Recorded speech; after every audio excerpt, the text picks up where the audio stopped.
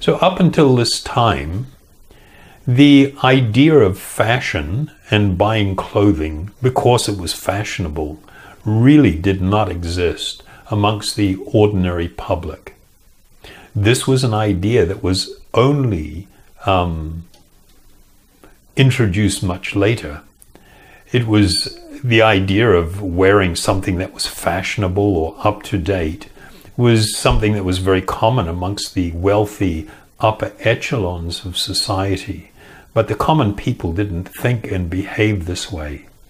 You might find that a little bit amazing that that is the case, but this very much was the case, as we'll see from some of the clips which I'll show you.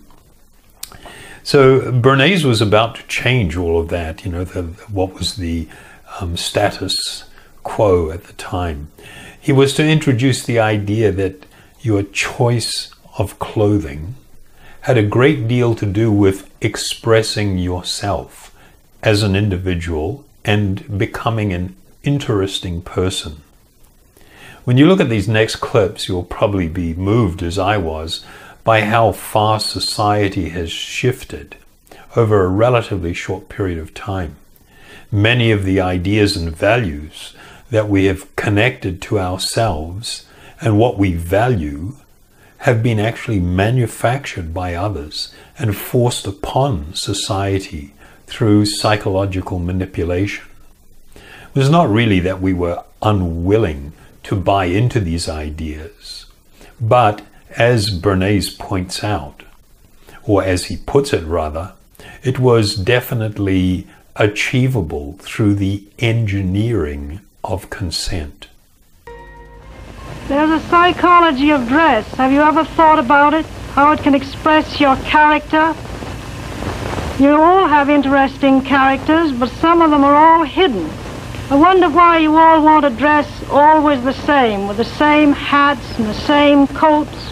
I'm sure all of you are interesting and have wonderful things about you, but looking at you in the street, you all look so much the same.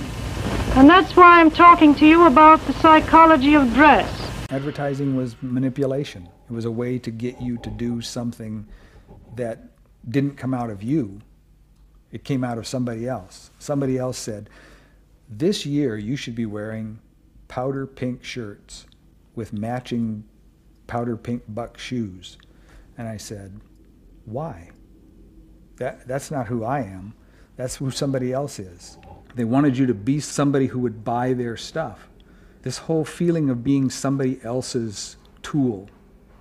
I don't want to be that. I don't want to be somebody else's man. I want to be me.